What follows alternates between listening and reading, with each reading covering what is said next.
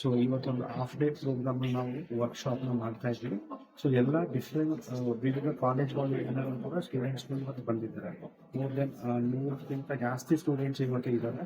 So ಒಂದು 12-14 ಕಾಲೇಜಿಗೆ ಬಂದಿದ್ದಾರೆ ಇವತ್ತು ಸ್ಟೂಡೆಂಟ್ಸ್. ಸೊ ಈ ಒಂದು ಕಾರ್ಯಕ್ರಮ ಮಾಡೋದ್ರಿಂದ ಅವ್ರಿಗೆ ಫ್ಯೂಚರ್ಗೆ ಯಾವ ರೀತಿ ಡಿಸಿಷನ್ ಮಾಡಬೇಕು ಅನ್ನೋದು ನಮ್ಮ ಮೂಲ ಉದ್ದೇಶ ಆಗಿದೆ. ಆ್ಯಂಡ್ ಇದರಿಂದ ಸ್ಟೂಡೆಂಟ್ಸ್ಗೆ ಒಂದು ಬೆನಿಫಿಟ್ ಆಗಿದೆ. ಸರ್, ಈಗ ನಿಮ್ದು ವಾರ್ಷಿಕೋತ್ಸವ ಆಗ್ತಾ ಇದೆ, ಅದ್ರ ಬಗ್ಗೆ ಮಾತಾಡಿ. ಸರ್ ಸರಿ. ದಕ್ಷ ಅದರ ವಾರ್ಷಿಕೋತ್ಸವ ಮಾಡ್ತಾ ಇದ್ರಲ್ಲ, ಅದ್ರ ಬಗ್ಗೆ ಮಾತಾಡಿ. ಓಕೆ.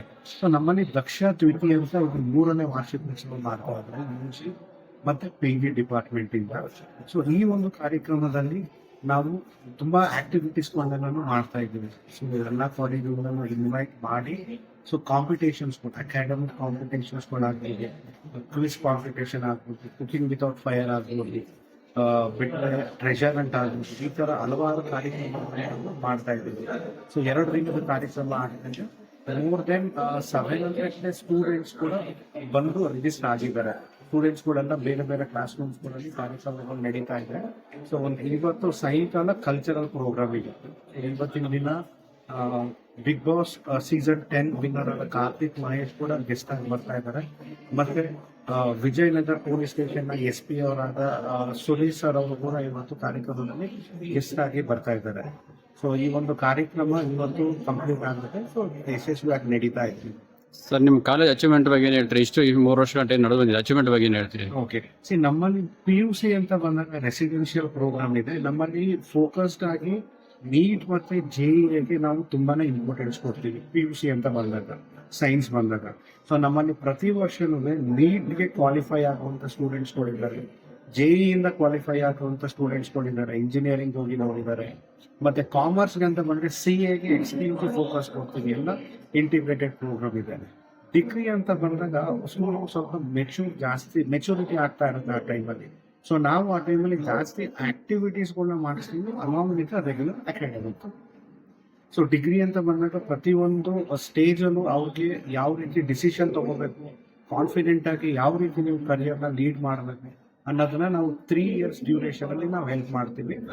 ಜೊತೆಗೆ ಡಿಗ್ರಿ ಆದ ನಂತರ ಸಾಮಾನ್ಯವಾಗಿ ಮ್ಯಾಕ್ಸಿಮಮ್ ಸ್ಟೂಡೆಂಟ್ಸ್ ಬಂದು ಹೈಯರ್ ಎಜುಕೇಶನ್ಗೆ ಹೋಗ್ತಾರೆ. ಸ್ವಲ್ಪ ಕೆಲವು ಸ್ಟೂಡೆಂಟ್ಸ್ಗಳು ಮಾತ್ರ ಪ್ಲೇಸ್ಮೆಂಟ್ಸ್ಗೆ ಅಂತ ಹೋಗ್ತಾರೆ. ಸೊ ಪ್ಲೇಸ್ಮೆಂಟ್ಸ್ಗೆ ಹೋಗುವಂಥವ್ರಿಗೆ ನಾವು ಪ್ಲೇಸ್ಮೆಂಟ್ಸ್ಗಳಿಗೆ ಅವಕಾಶ ಮಾಡಿಕೊಡ್ತೀವಿ. ಈ ಸತಿನೂ ನಮ್ಮ ಕಾಲೇಜಲ್ಲಿ 3.5 lakh ಪ್ಲೇಸ್ಮೆಂಟ್ಸ್ ಆಗಿದೆ ಡಿಗ್ರಿ ಸ್ಟೂಡೆಂಟ್ಸ್ಗೆ. ಸೊ ಮಾಸ್ಟರ್ ಡಿಗ್ರಿ ಅಂತ ಬಂದ್ರೆ ಎಕ್ಸ್ಕ್ಲೂಸಿವ್ ಫೋಕಸ್ ಬಂದು ಪ್ಲೇಸ್ಮೆಂಟ್ಸ್ಗೆ ನಾವು ಮಾಡ್ತೀವಿ. ಈ ಸತಿ ನಮ್ದು ಮೊದಲನೇ ಬ್ಯಾಚ್ ಔಟ್ ಗೋಯಿಂಗ್ ಇದೆ. ಈ ಔಟ್ ಗೋಯಿಂಗ್ ಬ್ಯಾಚ್ ಇಲ್ಲಿ 4th ಸೆಮಿಸ್ಟರ್ ಈಗ ಶುರುವಾಗಿದ್ದು. ಆಲ್ರೆಡಿ ಪ್ಲೇಸ್ಮೆಂಟ್ ಆಕ್ಟಿವಿಟೀಸ್ ಎಲ್ಲ ಶುರುವಾಗಿದೆ. ಆಲ್ರೆಡಿ ಫ್ಯೂ ಸ್ಟೂಡೆಂಟ್ ಪ್ಲೇಸ್ಮೆಂಟ್ಸ್ ಆಗಿದ್ದಾರೆ with package 6 lakh and 7 lakh. So ಇನ್ನ ಒಂದು 3 ತಿಂಗಳು ಟೈಮ್ ಇದೆ. So we are very much confident ಎಲ್ಲ ಸ್ಟೂಡೆಂಟ್ಸ್ಗೆ ಒಳ್ಳೆ ಆಪರ್ಚುನಿಟಿ ಕೊಟ್ಟು ಪ್ಲೇಸ್ಮೆಂಟ್ಸ್ ಮಾಡಿಸ್ತೀವಿ ಅಂತ MBA ಮತ್ತೆ MCA. ರಿಸಲ್ಟ್ ಹೇಗಿದೆ ಸರ್? ಸರ್ ರಿಸಲ್ಟ್ ಬಂದಾಗ PUCಗೆ ಬಂದಾಗ ನಮ್ದು 100% ರಿಸಲ್ಟ್ ನಾವು ಯಾವಾಗಲೂ ಮೇಂಟೈನ್ ಮಾಡ್ತೀವಿ. ಡಿಗ್ರಿ ಅಂತ ಬಂದಾಗ ನಮ್ದು ರಿಸಲ್ಟ್ ಚೆನ್ನಾಗಿದೆ, ನಮ್ದು 100% ರಿಸಲ್ಟ್ ಇದೆ. ಸೊ ಡಿಗ್ರಿ PUC ಅಂತ ಬಂದಾಗ ಸೆಂಟಮ್ಸ್ಗಳು ಜಾಸ್ತಿ ಬರುತ್ತೆ, 100 out of 100.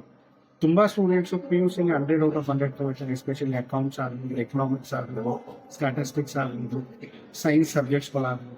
ಡಿಗ್ರಿ ಅಂತ ಬಂದಾಗ ಡಿಗ್ರಿಲೂ ಅಷ್ಟೇ ತುಂಬಾ ಸಬ್ಜೆಕ್ಟ್ಸ್ ಅಲ್ಲಿ ಔಟ್ ಆಫ್ ತಂದಿದ್ದಾರೆ.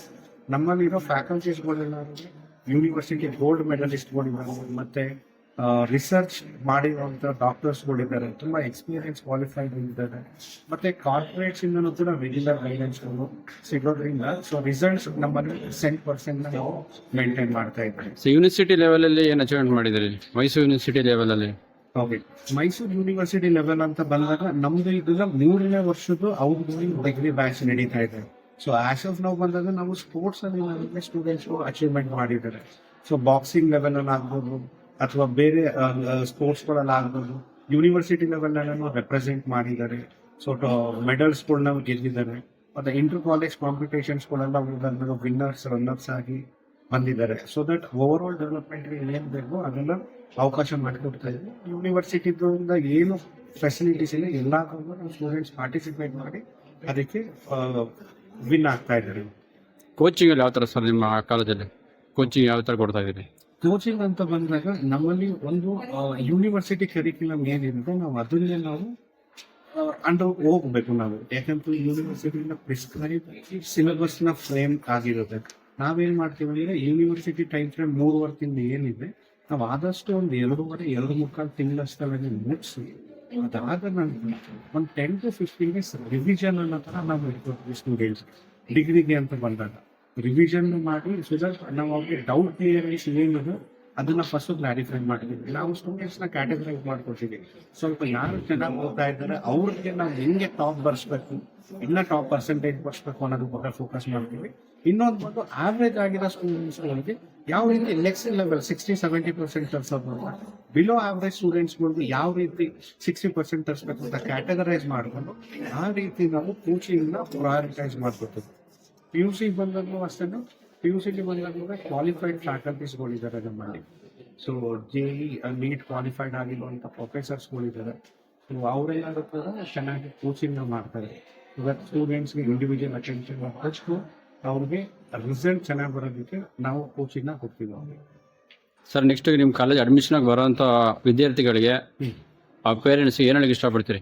ಓಕೆ, ದಕ್ಷದಲ್ಲಿ ನೀವೇನಾದ್ರು ಅಡ್ಮಿಷನ್ ನ ನೋಡ್ತೀನಿ ಅಂತಂದ್ರೆ PUCಗೆ ಬಂದಾಗ ಆಲ್ರೆಡಿ PUC ಅಡ್ಮಿಷನ್ಸ್ಗಳು ಶುರುವಾಗಿದೆ. ಸೊ PUCಗೆ ಬಂದಾಗ ಫೋಕಸ್ಡ್ ಆಗಿ ನೀಟ್, JEE ಅಥವಾ ಕಾಮರ್ಸ್ ಅಲ್ಲಿ ಇಂಟಿಗ್ರೇಟೆಡ್ CE ಏನಾದ್ರು ಫೋಕಸ್ ಮಾಡ್ತೀವಿ ಅಂತಂದ್ರೆ ದಕ್ಷಾಗಿ ನೀವು ಬಂದು ಅಡ್ಮಿಷನ್ ತಗೋಬಹುದು. ಸೊ ಅಡ್ಮಿಷನ್ ಬಂದಾಗ ನಾವು ಸ್ಟಾರ್ಟಿಂಗ್ ಕೌನ್ಸಿಲಿಂಗ್ ಎಲ್ಲ ಮಾಡಿ ಸ್ಟೂಡೆಂಟ್ಸ್ಗೆ ಡೌಟ್ ಕ್ಲಾರಿಫೈ ಮಾಡಿ ಆಮೇಲೆ ಅಡ್ಮಿಷನ್ ಪ್ರೊವೈಡ್ ಮಾಡ್ತೀವಿ. ಡಿಗ್ರಿ ಅಂತ ಬಂದಾಗ ನಾವು ಪ್ರತಿ ಅಡ್ಮಿಷನ್ ಮಾಡೋದಕ್ಕೆ ಮುಂಚೆನೆ ಸ್ಟೂಡೆಂಟ್ಗೆ ಒಂದು ಇಂಟರ್ವ್ಯೂ ರೌಂಡ್ ತರ ಮಾಡ್ತೀವಿ. ಇಂಟರ್ವ್ಯೂ ರೌಂಡ್ ಏನಕ್ಕೆ ಮಾಡ್ತೀವಿ ಅಂದ್ರೆ ಅವ್ರನ್ನ ಇವ್ಯಾಲ್ಯೂಯೇಟ್ ಮಾಡೋದಕ್ಕಲ್ಲ, ಅವ್ರನ್ನ ನಾವು ಅರ್ಥ ಮಾಡ್ಕೊಳ್ಳೋದಕ್ಕೆ. ಸೊ ಒನ್ಸ್ ನಮಗೆ ಅವರು ಅರ್ಥ ಮಾಡ್ಕೊಳ್ಳೋದಕ್ಕೆ ಆದಾಗ ಸೊ ನಮಗೆ ಈಸಿಯಾಗಿ ಗೊತ್ತಾಗುತ್ತೆ ಅವ್ರಿಗೆ ಯಾವ ಲೆವೆಲಲ್ಲಿ ನಾವು ಕೋಚಿಂಗ್ ಕೊಡಬೇಕು. ಸೊ ಅದೊಂದು ಫೀಡ್ಬ್ಯಾಕ್ ರಿಮಾರ್ಕ್ಸ್ ಎಲ್ಲ ಬರೆದು ರೆಸ್ಪೆಕ್ಟಿವ್ HODsಗಳಿಗೆ ಕೊಡ್ತೀವಿ. ಅಕಾರ್ಡಿಂಗ್ಲಿ ಆ ಸ್ಟೂಡೆಂಟ್ಸ್ಗಳಿಗೆ ಕಾಲೇಜ್ ಶುರುವಾದಾಗ ಪ್ರಯಾರಿಟೈಸ್ ಮಾಡ್ತೀವಿ. ಅಂಡ್ ನಮ್ಮಲ್ಲಿ ಲಿಮಿಟೆಡ್ ಸೀಟ್ಸ್ ಇದೆ PUC, UG, PG ಆದ್ರೂ. ಸೊ ನಮ್ಮಲ್ಲಿ ಕ್ವಾಲಿಟಿ ಚೆನ್ನಾಗಿರೋದ್ರಿಂದ ಸ್ಟೂಡೆಂಟ್ಸ್ ಅಥವಾ ಪೇರೆಂಟ್ಸ್ ಯಾರು ತಮ್ಮ ಮಕ್ಕಳಿಗೆ ಅಡ್ಮಿಷನ್ ನೋಡ್ತಾ ಇದ್ದೀರಾ, ಸೊ ನೀವು ಬಂದು ಫಸ್ಟ್ ಕ್ಯಾಂಪಸ್ ನ ನೋಡಿ. ನಾವು ಅಡ್ಮಿಷನ್ ಬಂದು ಆಗಿ ಅಂತ ಹೇಳಿ ಫಸ್ಟ್ ಕ್ಯಾಂಪಸ್ ಬಂದು ನೋಡಿ, ಎನ್ವೈರನ್ಮೆಂಟ್ ಹೆಂಗಿದೆ ಅನ್ನೋದು ಫಸ್ಟ್ ಅರ್ಥ ಮಾಡ್ಕೊಳ್ಳಿ. ಫ್ಯಾಕಲ್ಟೀಸ್ಗಳ ಜೊತೆ ಮಾತಾಡಿ, ಸ್ಟೂಡೆಂಟ್ಸ್ಗಳ ಜೊತೆ ಮಾತಾಡಿ. ಒನ್ಸ್ ಓಕೆ ಅಂತಂದ್ರೆ ನೀವು ಏನ್ ನೆಕ್ಸ್ಟ್ ಪ್ರೊಸೀಜರ್ ಇರುತ್ತೆ ಅಡ್ಮಿಷನ್ ನೀವು ಅದನ್ನ ಮಾಡ್ಬೋದು. ನೀವು ಫೀಸ್ ಎಲ್ಲ ಯಾವ ಥರ ಇದು ಮಾಡ್ಕೊಂಡಿದ್ದೀರಾ ಸರ್? ಓಕೆ, ಫೀಸ್ ಅಂತ ಬಂದಾಗ ಇಂಟಿಗ್ರೇಟೆಡ್ಗೆ ಅಂತ ಬಂದಾಗ ನಾಮಿನಲ್ ಆಗಿ ನಾವು ಚಾರ್ಜ್ ಮಾಡ್ತೀವಿ. ಎಸ್ಪೆಷಲಿ ಫೀಸ್ ಅಂತ ಬಂದಾಗ ಸ್ಕಾಲರ್ಶಿಪ್ಸ್ಗಳು ನಾವು ತುಂಬಾ ಕೊಡ್ತೀವಿ. ಈಗ PUC ಅಂತ ಬಂದಾಗ 10th ರಿಸಲ್ಟ್ ಮೇಲೆ ಸ್ಕಾಲರ್ಶಿಪ್ಸ್ಗಳನ್ನ ಕೊಡ್ತೀವಿ ನಾವು. ಡಿಗ್ರಿ ಅಂತ ಬಂದಾಗ PU ರಿಸಲ್ಟ್ಸ್ ಮೇಲೆ ನೋಡ್ಬಿಟ್ಟು ಸ್ಕಾಲರ್ಶಿಪ್ಸ್ನ ಕೊಡ್ತೀವಿ. MBAS ಬಂದಾಗಲೂ ಅಷ್ಟೇ PGCET ಅಥವಾ ಮ್ಯಾನೇಜ್ಮೆಂಟ್ ಸೀಟ್ ಅಂತ ಬಂದಾಗ PGCET ಬಂದಾಗ ಗೌರ್ಮೆಂಟ್ ಫೀಸ್ ಏನಿರುತ್ತೆ ಅದನ್ನ ಪ್ರೊವೈಡ್ ಮಾಡ್ತೀವಿ. ಸಪೋಸ್ ಅವ್ರು ಮ್ಯಾನೇಜ್ಮೆಂಟ್ ಸೀಟ್ ಕಡೆಗೆ ಬರ್ತೀನಿ ಅಂದ್ರೆ ಅದಕ್ಕೆ ಅಕಾಡೆಮಿಕ್ ಸ್ಕಾಲರ್ಶಿಪ್ಸ್ನ ನಾವು ಜಾಸ್ತಿ ಹೆಲ್ಪ್ ಮಾಡ್ತೀವಿ. ಯಾಕಂದ್ರೆ ದಕ್ಷ ಮ್ಯಾನೇಜ್ಮೆಂಟ್ ಸ್ಟೂಡೆಂಟ್ಸ್ಗೆ ಕ್ವಾಲಿಟಿ ಎಜುಕೇಶನ್ ಕೊಡಬೇಕು ಅನ್ನೋ ಉದ್ದೇಶದಿಂದ ಫೀಸ್ ನ ನಾಮಿನಲ್ ಆಗಿ ಇಟ್ಟಿದ್ದೀವಿ. ಮತ್ತೆ ಅವ್ರಿಗೆ ಇನ್ಸ್ಟಾಲ್ಮೆಂಟ್ಸ್ ಕೂಡ ಸಿಗುತ್ತೆ ಅವರಿಗೆ. ಅಂಡ್ ಹಾಸ್ಟೆಲ್ ಫೆಸಿಲಿಟೀಸ್ ಕೂಡ ಇರುತ್ತೆ ನಿಮಗೆ. ಸರ್ಕಾರದ ಕಡೆಯಿಂದ ಎಷ್ಟು ಸೀಟ್ಗಳ ಸೌಲಭ್ಯಗಳಿದೆಯಾ? ಗೌರ್ಮೆಂಟ್ ಇಂದ ಇಷ್ಟು ಕೋಟ ಅಂತಿರುತ್ತಲ್ಲ, ನಿಮ್ಮಲ್ಲಿ ಅದರ ಅವೈಲೇಬಲ್ ಇದೆಯಾ? ಎಷ್ಟಿದೆ ಸರ್? ನಮ್ಮಲ್ಲಿ MBA ಬಂದಾಗ ಮಾಸ್ಟರ್ ಡಿಗ್ರಿ ಬಂದಾಗ 50% ಸೀಟ್ ಬಂದು ಗವರ್ಮೆಂಟ್ ಕೋಟಾ ಇರುತ್ತೆ. MBAಗೆ ನಮ್ಮಲ್ಲಿ 120 ಸೀಟ್ ಇದೆ, 60 ಸೀಟ್ ಗವರ್ಮೆಂಟ್ ಸೀಟ್ ಇರುತ್ತೆ. MCA ಬಂದಾಗ 60 ಸೀಟಲ್ಲಿ 30 ಸೀಟ್ ಗವರ್ಮೆಂಟ್ ಸೀಟ್ ಇರುತ್ತೆ, ಇನ್ನು 30 ಮ್ಯಾನೇಜ್ಮೆಂಟ್ ಸೀಟ್ ಅಂತ. ಸೊ PGCET KE ಕಡೆಯಿಂದ ಅದು ಡಿವೈಡ್ ಆಗಿ ನಮಗೆ ಬಂದಿರುತ್ತೆ. ನಮ್ದು ಸೀಟ್ ಏನಿರುತ್ತೆ ನಾವು ಅದನ್ನ ಫಿಲ್ ಮಾಡ್ಕೊಡ್ತೀವಿ. ಗವರ್ಮೆಂಟ್ ಕಡೆಯಿಂದ ಬರೋದ್ರಿಂದ ಏನ್ ಪ್ರೋಸೆಸ್ ಇರುತ್ತೆ ಕೌನ್ಸಿಲಿಂಗ್ ಕೊಟ್ಟು ಅದ್ರ ಮುಖಾಂತರ ಅವರು ಕಾಲೇಜ್ ಆಯ್ಕೆ ಮಾಡ್ಕೊಂಡು ಬರ್ತೀವಿ. ಸರ್ ಡೀಟೇಲ್ಸ್ ಬೇಕು ಅಂದ್ರೆ ಯಾರು ಕಾಂಟ್ಯಾಕ್ಟ್ ಮಾಡಬೇಕು ಕಾಲೇಜಲ್ಲಿ? ಡೀಟೇಲ್ಸ್ ಬೇಕು ಅಂದ್ರೆ ಕಾಲೇಜ್ ವೆಬ್ಸೈಟ್ ನ ವಿಸಿಟ್ ಮಾಡಬಹುದು. ವೆಬ್ಸೈಟ್ ವಿಸಿಟ್ ಮಾಡಿದಾಗ ಅಲ್ಲಿ ಕ್ಲಿಯರ್ ಆಗಿ ಕಾಂಟ್ಯಾಕ್ಟ್ ಡೀಟೇಲ್ಸ್ ಎಲ್ಲ ಇದೆ. PUC ಡಿಪಾರ್ಟ್ಮೆಂಟ್ ಬಂದಾಗ PUC concern department contact detail ಇದೆ. UG ಮತ್ತೆ PG ಅಡ್ಮಿಷನ್ ಬಂದಾಗ ಕನ್ಸರ್ನ್ ಡಿಪಾರ್ಟ್ಮೆಂಟ್ ಕಾಂಟ್ಯಾಕ್ಟ್ ಡೀಟೇಲ್ಸ್ ಇದೆ. ನೀವು ಕಾಲ್ ಆದ್ರೂ ಮಾಡೋದು. ಎನ್ಕ್ವೈರಿ ಇರುತ್ತೆ, ಎನ್ಕ್ವೈರಿ ಬಾಕ್ಸ್ಗೆ ನೀವು ನೇಮ್ ಫಿಲ್ ಮಾಡಿ ಹಾಕಿದ್ರೆ ಕಾಲೇಜ್ ಕಡೆಯಿಂದಲೂ ಇಮಿಡಿಯೇಟ್ ಆಗಿ ಕಾಲ್ ಬಂದು ನಿಮ್ಗೆ ಏನೇ ಡೌಟ್ಸ್ ಇದೆಯೋ ಅದನ್ನ ಕ್ಲಾರಿಫೈ ಮಾಡ್ಕೊಡ್ತೀವಿ. ನಿಮ್ಮ ಹೆಸರು? ನನ್ನ ಹೆಸರು ಹರೀಶ್ ಅಂತ, director department of higher education Daksha college.